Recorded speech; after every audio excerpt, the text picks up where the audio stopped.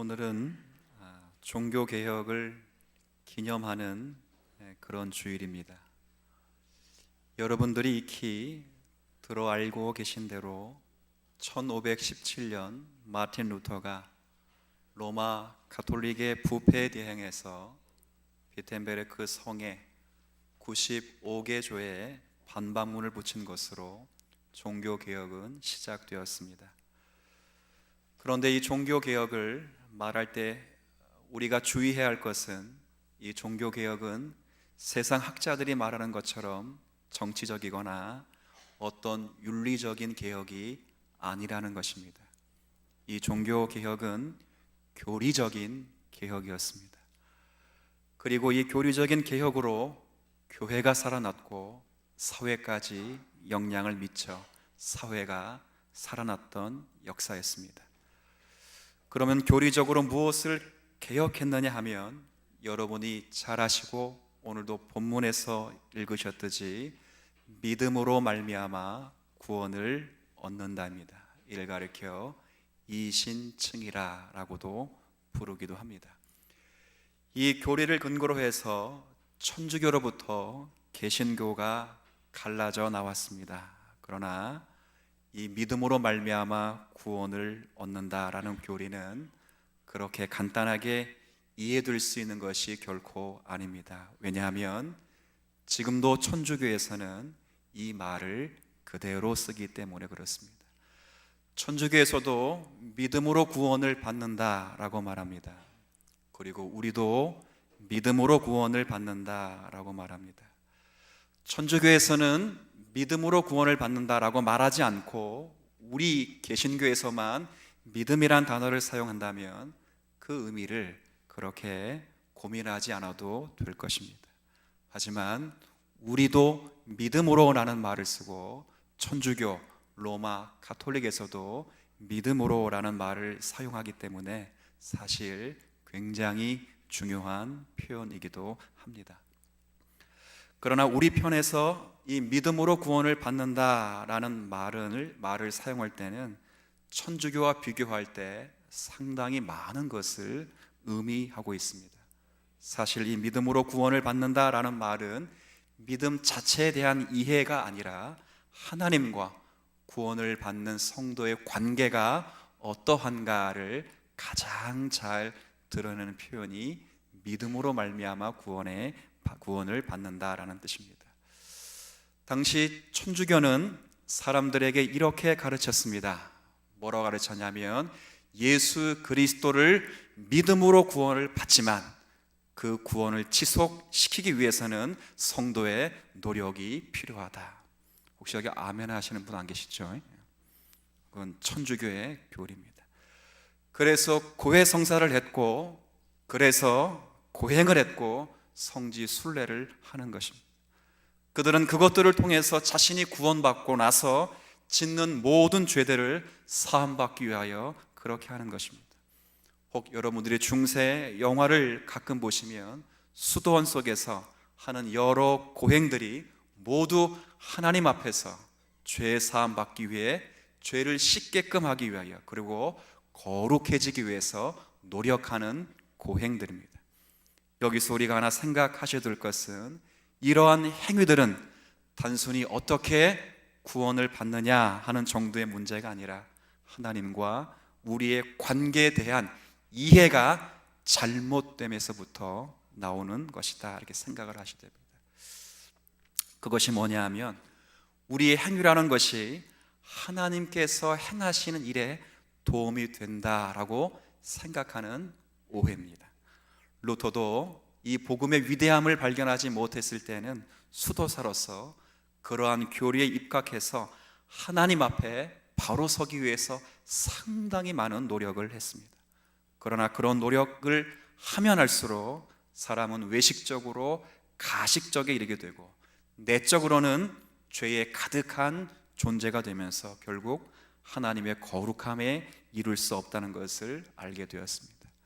교회사가 가운데 훌륭하신 필립 샤프라고 하는 분이 이 루터의 이 깨닫는 복음을 깨닫기까지 그와 관계돼서 그의 말을 이렇게 전해주고 있습니다. 어느 누구도 금식, 어느 누구도 철야, 어느 누구도 금욕에 있어서 루터를 능가했던 사람은 결코 없었다. 루터는 이미 수도원에서 경건과 그리고 고결함의 상징이었다 그랬습니다. 하지만 루터는 자신의 경건과 모든 노력에도 불구하고 결코 평안과 안식을 누릴 수가 없었습니다. 외적으로 더욱더 진보하고 거룩해 보이려고 하면 할수록 자기 내적에는 더 큰 죄의 문제가 발견되는 것입니다. 그것을 고민하다가 비로소 루터가 성령의 은혜로 이 복음을 깨닫고 그것을 압축하여 믿음으로 말미암아 오직 믿음으로 구원을 받는다라는 교리를 내놓은 것입니다.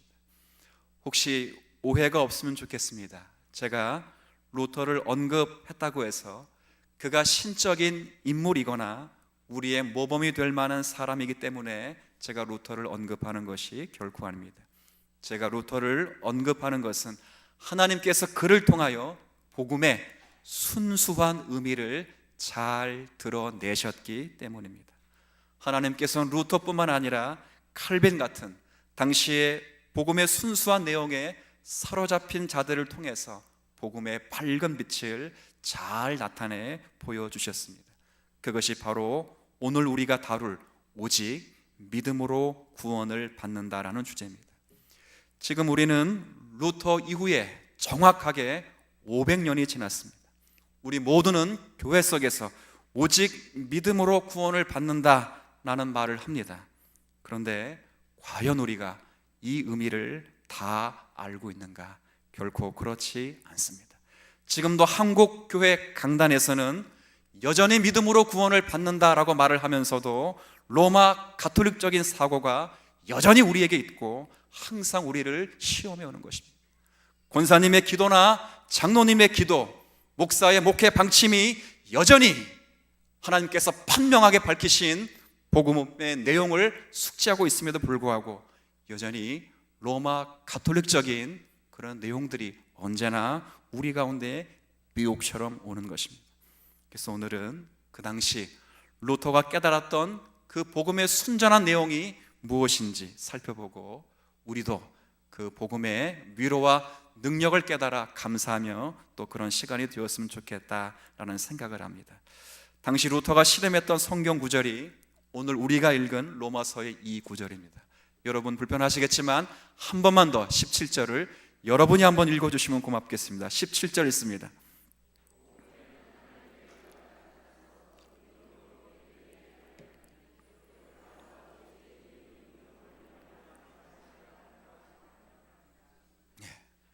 이해되시는 한 부분 손 들어 보십시오.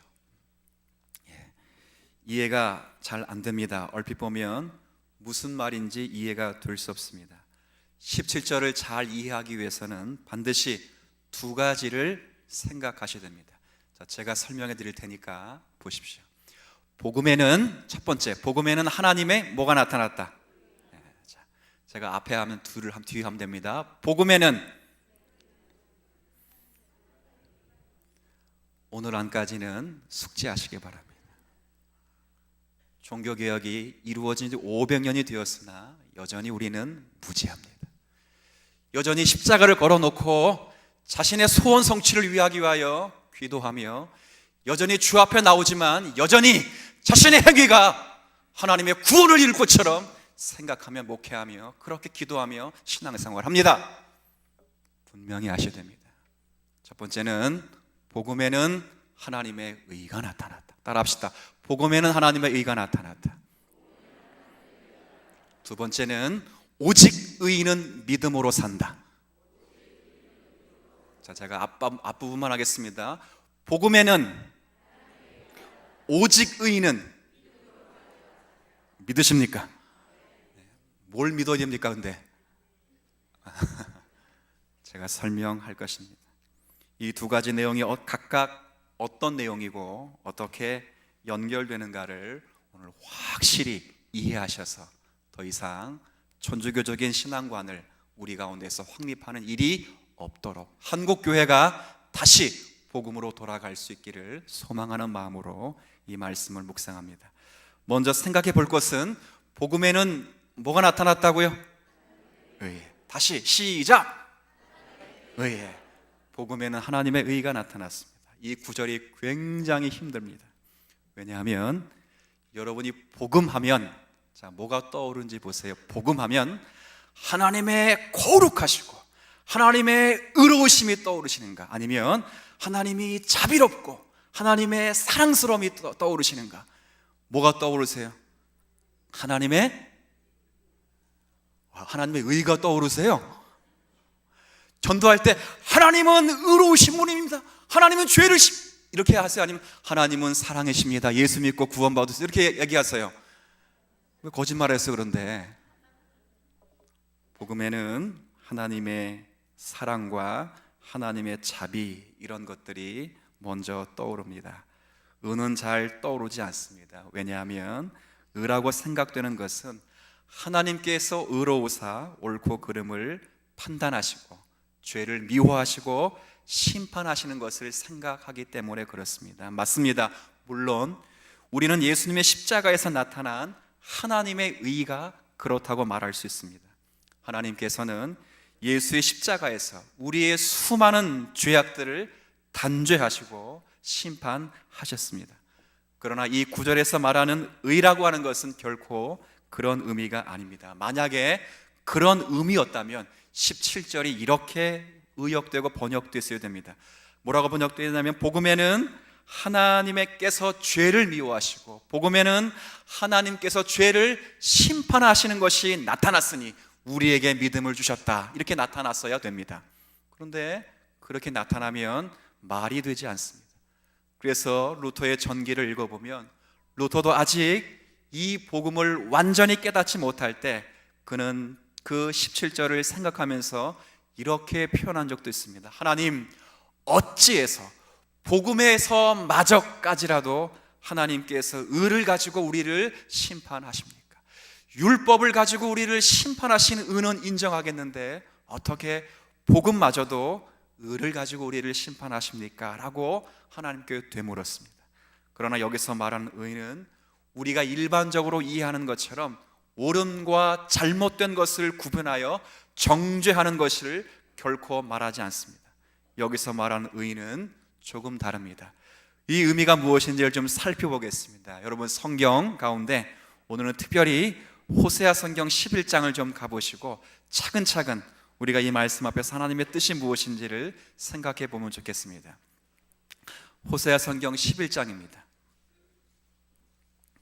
구약 성경 1266쪽입니다.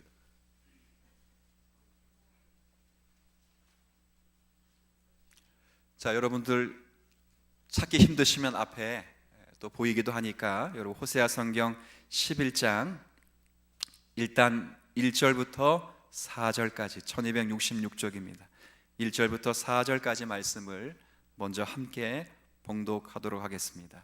이스라엘이 어렸을 때에 내가 사랑하여 내 아들을 애굽에서 불러냈거늘 선지자들이 그들을 부를수록 그들은 점점 멀리하고 바알들에게 제사하며 아로새긴 우상 앞에서 분향하였느니라. 그러나 내가 에브라임에게 거룩을 가르치고 내 팔로 안았음에도 내가 그들을 고치는 줄을 그들은 알지 못하였도다. 내가 사람의 줄 곧 사랑의 줄로 그들을 이끌었고 그들에게 대하여 그 목에서 멍에를 벗기는 같이 되었으며 그들 앞에 먹을 것을 두었노라. 아멘. 여기에는 사실 의라는 직접적인 표현은 없습니다. 그러나 이 성경만큼 하나님의 의가 무엇인지를 잘 보여주는 본문도 사실 없습니다. 호세아는 북이스라엘의 선지자로 부름을 받습니다. 1장에 우리가 읽지는 않겠지만 보면 호세아 선지자는 하나님의 말씀을 전하기 위해서 굉장히 힘든 사명을 받습니다. 그 힘든 사명이 뭐냐면 그 당시 고멜이라고 하는 음란한 여자를 택하여 아내를 삼으라고 하는 사명을 받습니다. 얼마나 힘들겠습니까? 호세아 선지자는 그 음란한 여자인 고멜을 선택해서 결혼하고 그 여자와 아이를 낳았습니다. 근데 이 여자가 정신을 못 차립니다.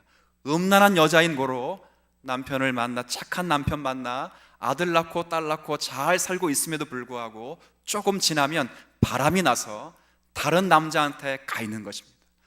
그렇다고 해서 그 남자에게 대접을 받는 것도 아니고 종처럼 그렇게 살고 있습니다. 한심하지요. 성질 같으면 그래 가라 이렇게 말하고 싶은데 하나님께서 가서 또 데리고 오라 그렇게 말씀을 하는 것입니다. 그리고 이 선지자는 다시 그녀를 데리고 와서 아내로 삼습니다. 많은 돈을 들여서 종이 되었던 여자를 다시 사서 다시 데려와서 타이릅니다. 내가 너의 남편이라. 왜 거기 가서 종살이를 하고 있느냐? 내가 너를 얼마나 극진히 아내로서 대우해 주지 않느냐? 그렇게 타이릅니다. 그러나 조금 더 살다 보면 또 음란한 여자인 그 여인은 다른 남자를 만나서 다른 집에 가 있는 것입니다. 미치지요. 사랑하는 자가 모든 것을 채워줌에도 불구하고 그 여인은 스스로 비참한 상태로 들어가는 것입니다. 그런데 놀라운 것은 사랑을 하니 버릴 수도 없고 또 데리고 오면 또 집을 나가는 것입니다. 그리고 버릴 수가 없습니다. 사랑하니 다시 데려와서 아내로 삼으면 그 여인은 또 데려가는 것입니다. 계속 반복합니다. 이 반복을 통해서 여기서 호세아 선지자는 이스라엘을 향하신 하나님의 마음을 비로소 배우는 것입니다.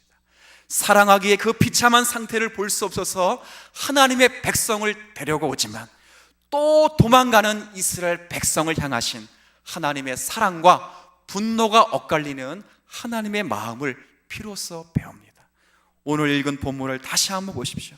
하나님의 사랑과 이스라엘의 배신이 번갈아 기록되어 있습니다. 여기 1절을 제가 다시 읽어드릴게요. 이스라엘이 어렸을 때에 내가 사랑하여 내 아들을 애굽에서 불러냈거늘. 2절 한번 보십시오. 선지자들이 그들을 부를수록 그들은 점점 멀리하고 바알들에게 제사하며 아로새긴 우상 앞에서 분향하였다. 이렇게 되어 있습니다.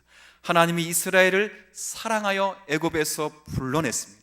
그런데 2절에 보면 그들은 바알에게로 분향합니다. 3절 앞부분을 제가 다시 읽습니다. 그러나 내가 에브라임에게 걸음을 가르치고 내가 내 팔로 안았음에도, 그렇죠, 그들을 가르치고 다시 안았습니다. 그럼에도 불구하고 3절 마지막에는 내가 그들을 고치는 줄을 그들이 알지 못했습니다. 그러나 하나님의 사랑은 식을 줄 모릅니다. 4절 보십시오. 내가 사람의 줄 곧 사랑의 줄로 그들을 이끌었고 그들에게 대하여 그 목에서 멍에를 벗기는 자같이 되었으며 그들 앞에 먹을 것을 두었노라. 사랑의 줄로 그들을 인도하고 목에서 멍에를 끌어주고 먹을 것을 그 앞에 주었습니다. 그럼에도 불구하고 5절 그들이 어떤 행동을 했는지 한번 보십시오. 5절입니다. 시작. 그들은 애굽 땅으로 되돌아오지 못하겠거늘 내가 돌아오기를 싫어하니 아수르 사람이 그 임금이 될 것이다. 그래도 하나님께 오기를 싫어하는 것입니다. 이쯤 되면 하나님이 이렇게 말씀하셔야 됩니다. 그래 가라. 내가 드디어 너를 포기했다. 이렇게 하셔야죠. 그런데 뭐라고 말씀하시는지 하이라이트는 8절과 9절입니다. 이 말씀 8절은 제가 읽고 9절은 함께 읽도록 하겠습니다. 에브라임이여 내가 어찌 너를 놓겠느냐? 이스라엘이여 내가 어찌 너를 버리겠느냐? 내가 어찌 너를 아드마같이 놓겠으며 어찌 너를 스보임같이 두겠느냐? 내 마음이 내 속에서 돌이키어 나의 긍휼이 온전히 불붙듯 하도다. 함께 읽습니다. 내가 나의 맹렬한 진노를 나타내지 아니하며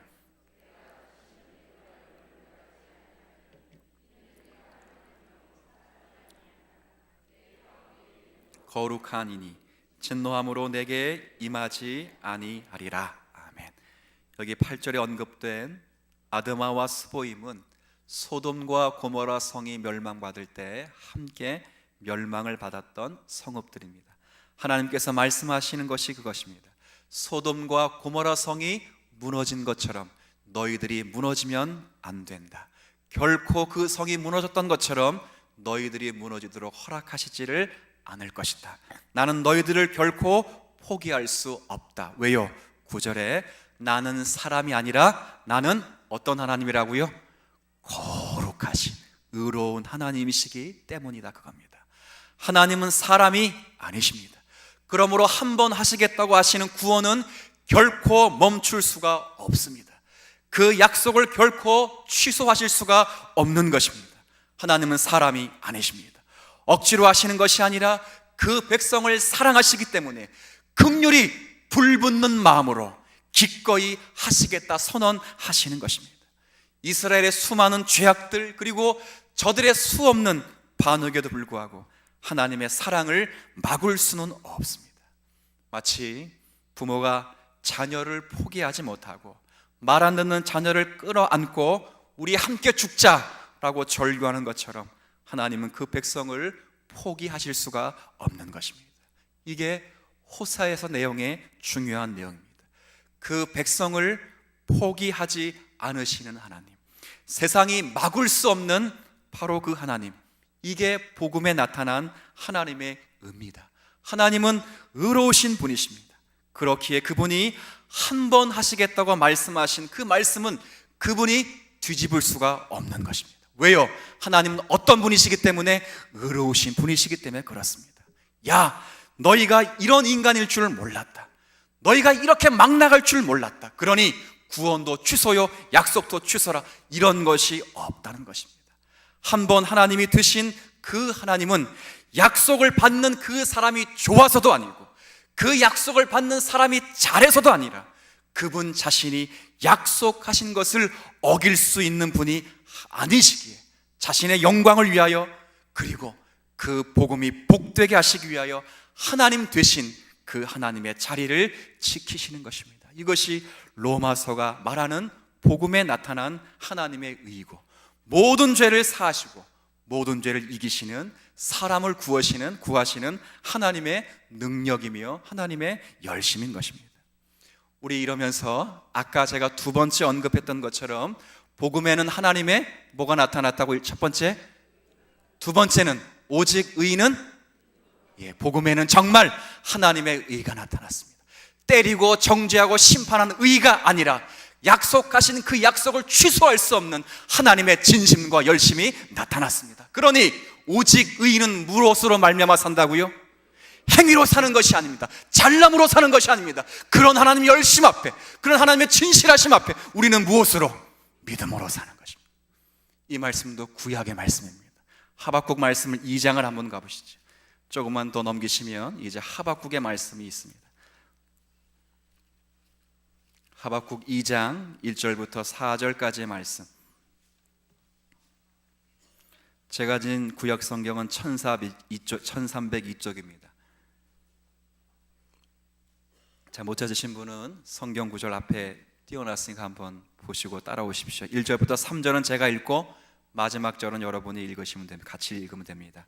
내가 내 파수하는 곳에 서며 성루에 서리라.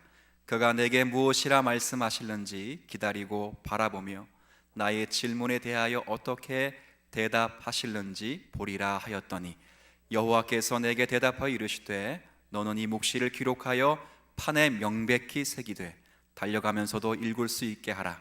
이 묵시는 정한 때가 있나니 그 종말이 속히 이르겠고 결코 거짓되지 아니하리라.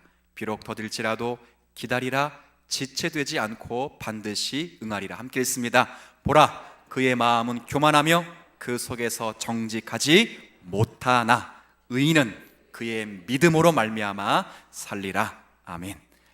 지금 신약 성경 로마서 1장 17절이 바로 이 하박국 성경 2장 1절부터 4절의 말씀을 인용한 것입니다.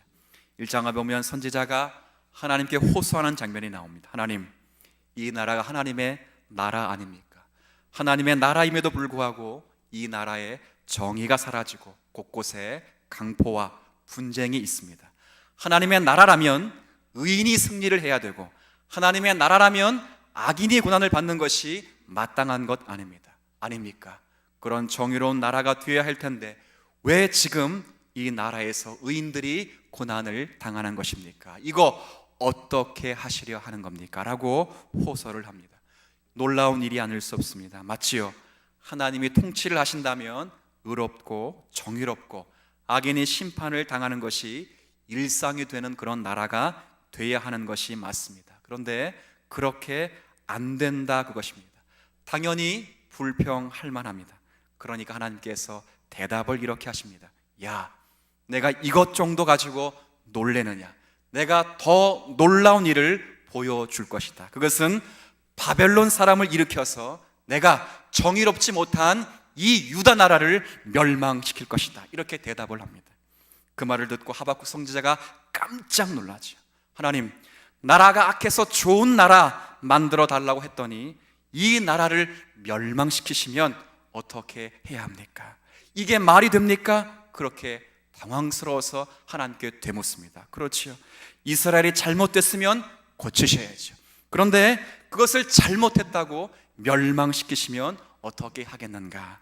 이에 대한 대답이 저와 여러분이 읽은 오늘 본문이었습니다. 여러분, 이스라엘은 분명히 멸망할 것입니다. 성전도 무너지고 예배도 폐해질 것입니다. 성도들은 뿔뿔이 흩어지면서 끝날 것입니다. 그런데 주님은 뭐라 말씀하십니까? 그럼에도 오직 의인은 무엇으로 말미암아 산다고요?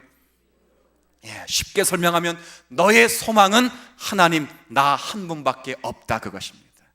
그 하나님이 어떤 하나님이시라고요? 호세아 성경을 읽고 지금 하박국 성경을 읽었던 것처럼 자신의 약속을 변개하지 않으시고 끝끝내 당신의 진실하심으로 이루고야 마시는 의로우신 하나님이 되시는 것입니다. 나라는 멸망했지만 성도를 향한 하나님의 약속과 지칠 줄 모르는 긍휼은 끝나지 않았다 그겁니다. 하나님은 성도를 버리신 것이 아니라 그 포로 가던 백성들을 쫓아 바벨론까지 따라가셔서 거기서 성도로 빚어 만들어 내시는 것입니다. 그 증거가 뭐지요? 다니엘과 세 친구입니다. 여러분, 다니엘과 세 친구를 언급하면 반드시 여러분이 하는 말이 있습니다. 뭐예요? 죽으면 결코 그리 아니하실지라도 결코 나는 무릎을 꿇지. 그들의 고백이 아닙니다. 하나님이 포로가 되어 끌려간 바벨론 땅에 가서라도 그들을 변화시키고 만드신 하나님의 열심인 것입니다. 바벨론으로 끌려간 성도들을 거기에서도 하나님의 크신 손길로 보호하시고 인도하시는 것입니다. 그것이 의로우신 하나님이십니다. 그 사랑을 끊지 않으시는 하나님이십니다. 지금 하나님께서 하박국에게 이렇게 말씀하는 것입니다. 이 나라를 구해 달라고 하는 것이냐? 그러면 너희는 이 나라가 너의 소망이었다는 말이냐? 너의 소망은 이 나라가 결코 아니다. 너의 소망은 오직 나 이 한 분뿐이니라. 그 말을 하는 거예요. 의로우사 그 약속을 이루고야 마시는 나를 의지하라. 너희들이 지은 성전이라, 너희들이 드리는 예배나, 너희들이 지키는 의식에 의지하지 말고 너희 소망이 되는 오직 나를 의지하라 그거죠. 오늘 이 이야기를 한 것입니다. 하박국이 그래서 노래를 합니다. 이 은혜를 깨닫고 하박국이 뭐라고 노래를 하는지 마지막 장을 한번 읽어볼게요. 하박국 3장입니다. 자, 3장 16절은 제가 읽고 17절부터 19절까지는 저와 여러분이 함께 읽겠습니다. 하박국 3장 16절.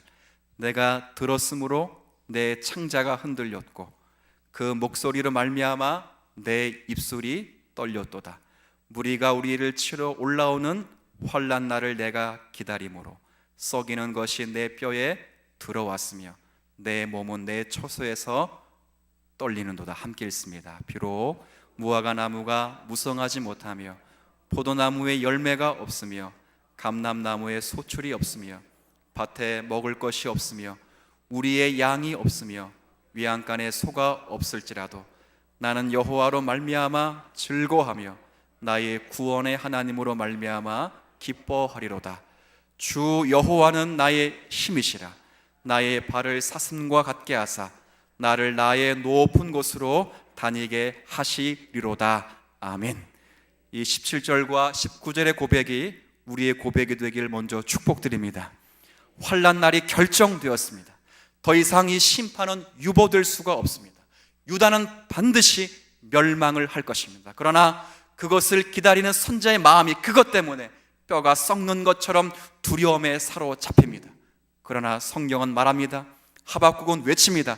그 환난이 하나님께서 성도에게 베푸시는 은혜와 그가 자기 백성으로 만들어 가시기를 원하시는 그 구원은 결코 막지를 못할 것이다.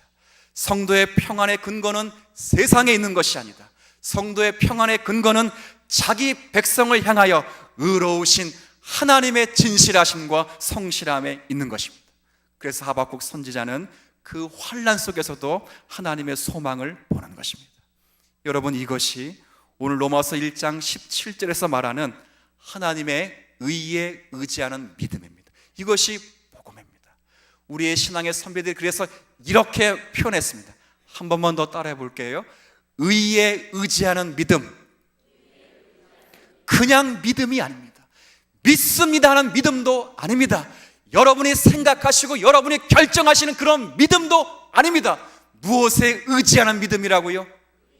그 의는 누구의 의입니까? 하나님의 의로우심입니다. 진실하심입니다. 자기 백성을 버리실 수 없이 아들까지 내어주시면서 십자가에 달아 나의 모든 죄를 단죄하신 당신의 열심을 가지신 하나님의 의로우심입니다. 그 의에 의지하는 그 믿음, 이것이 복음입니다. 복음은 우리가 잘 살면 구원받고 우리가 못 살면 지옥 가는 것 결코 아닙니다. 복음은 하나님께서 그리스도를 우리에게 주셨는데 우리가 믿음을 가지고 그 그리스도를 잘 붙잡으면 우리가 산다, 이것도 아닙니다. 여기에 아멘 하시면 안 됩니다. 한국교회가 여기에 아멘 해서는 안 됩니다. 복음의 핵심은 뭐냐면 하나님께서 우리를 사랑하셔서 약속하신 그 백성들을 어떤 상황이나 어떤 시련 속에서도 내버려 두거나 포기하지 않으시고 결국 하나님만을 소망하며 그분을 닮는 백성이 되도록 그를 장악하시고 인도하신 하나님의 열심입니다. 이게 복음입니다.